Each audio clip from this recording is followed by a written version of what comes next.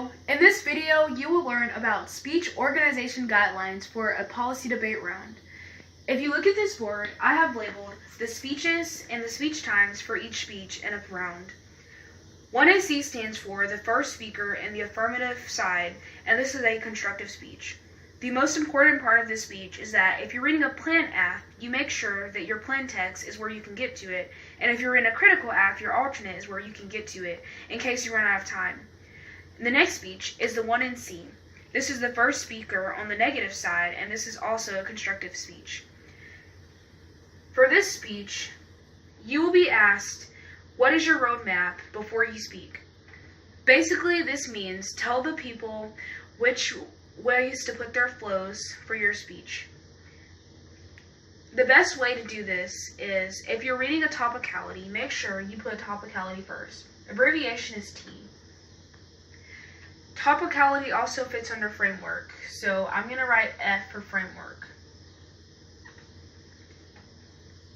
After this, you will have any other off cases in any order. And after you read your off cases, you will read case. When you tell this to everyone, you will say, I'm reading however many off, considering how many you have for each one of these, and then you say case. For case, it's important that you make sure that, first of all, you signpost in between each of your different flows. Also, for case, you want to make sure that you talk about line by line. For line by line, if the app says A, for line by line, you say, they say A, but, and then you answer it. At this point in the round, F has not said anything about any of your off cases, so line by line doesn't occur in that part of the speech. But on case, make sure that you answer each of their case arguments in the order in which they set them. To help you with the order, this is why we use the they say blank, but blank.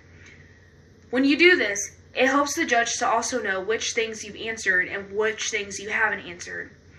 So make sure that you incorporate line by line into your speeches from each one throughout the round. For the 2AC, this speech is specifically to answer the next side. When asked the order, be specific with each off case when you signpost. This is done by giving everyone the proper names of each next strategy. At this point of the round, there's many things the net could have run that will affect the way the 2AC will go. Like PIMDOS and math, here's an order to go in, but keep in mind, each round is different, and you can change this order for strategic purposes. But first,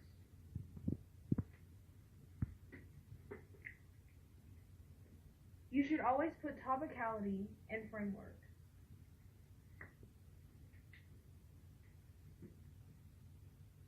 If you don't disprove these arguments, you will automatically lose as the affirmative. If the neg runs a critique, use framework to answer it.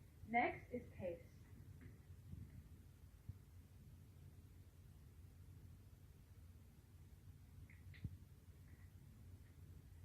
If no topicality is run, always talk about case first.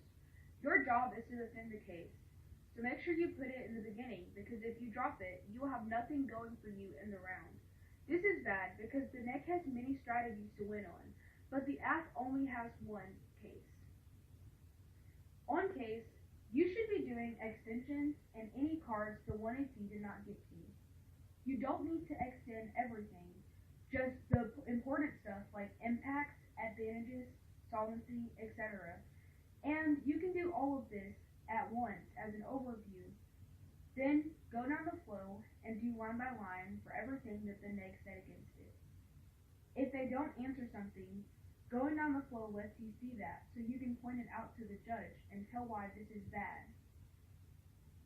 To elaborate on line by line, now that the neg has answered things on case, the affirmative answers line by line to give clash.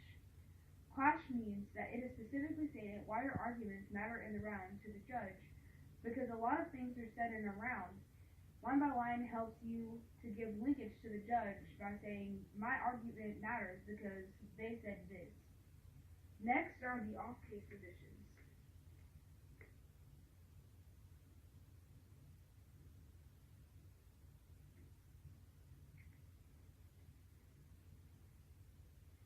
You can answer these in any order. However, there is a preferable method just to make sure that it's like a prevention method that just to make sure that you get to these things in case you run out of time. So with the off cases, you should be doing counterplan, then disadd. Disadd just stands for disadvantage.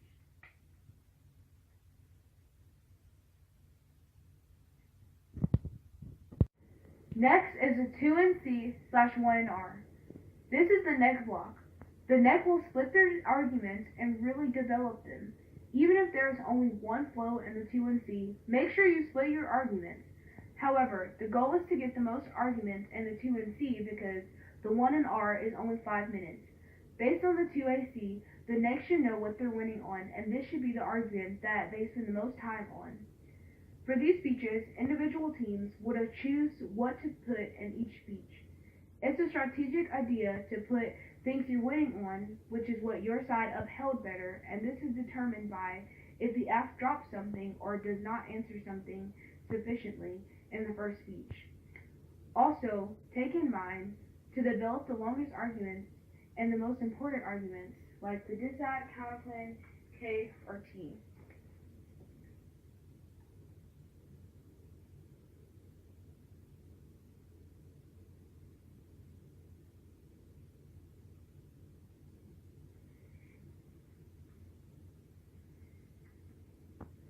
It's impossible to get to everything, so if you kick out of something, you can do this in any speech as a neg. This is basically saying you no longer advocate for something and neither side will bring it up throughout the rest of the round. There's a specific way to do this, but it won't be in this video. Don't forget to extend your arguments, signpost, and line by line. Make sure the judge understands everything because you have enough time to make sure the judge understands it in these speeches.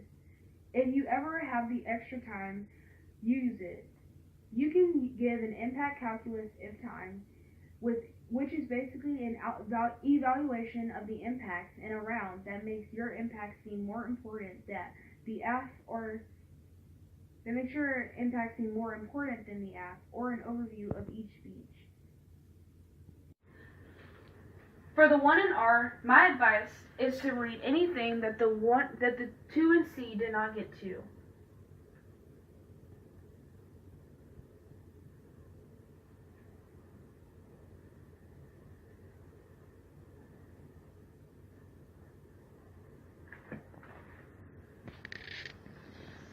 You can also do most of your extensions, and this speech should be a lot of analytics. But again, these speeches will vary based on the round. Next is the 1AR. This speech is important for determining who will win because the AF has to answer everything from the 13-minute neg block in 5 minutes. This speech should be fast and efficient, and keep in mind that no new arguments should be read at this point.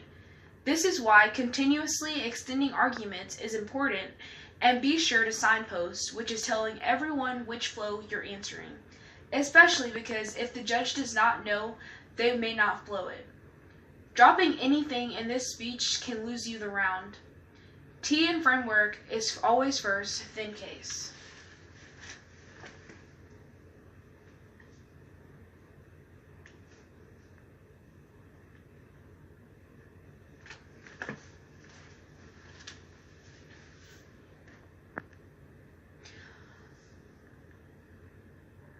Always first with extensions, but cross-applying arguments can help you because you can do line by line and say, group these answers because my one answer answers them all.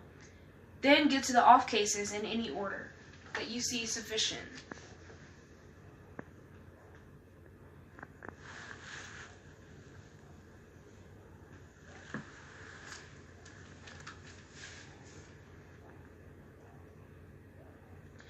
If there's extra time, it's a good idea to read impact calculus and overviews. This speech is to tell the judge why you win and what's happening in the round, and you can always go down your flows and do analytics if you run out of time. Next is the 2-and-R. This speech is in the same format, but for the neg, no new arguments, just off case first, T always on top, then case.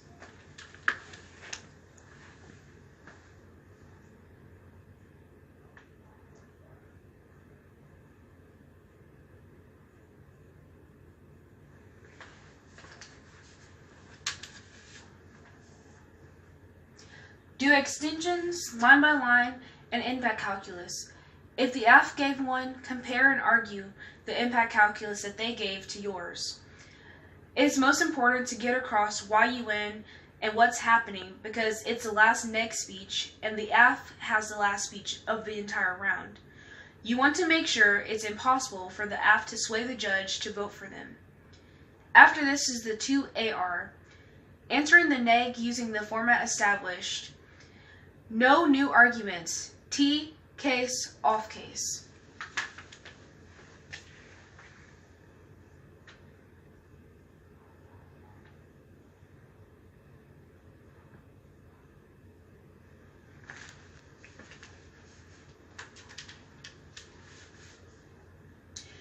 It would be a good idea to include an overview of the case, but do have extensions and the other off cases in the speech. Also, be as strategic as possible with the order of this speech because it's the last one and you want to make the judge side with you. It's important to tell why you win and what's happening in terms of that round. Include impact calculus and you can also compare yours to the negs.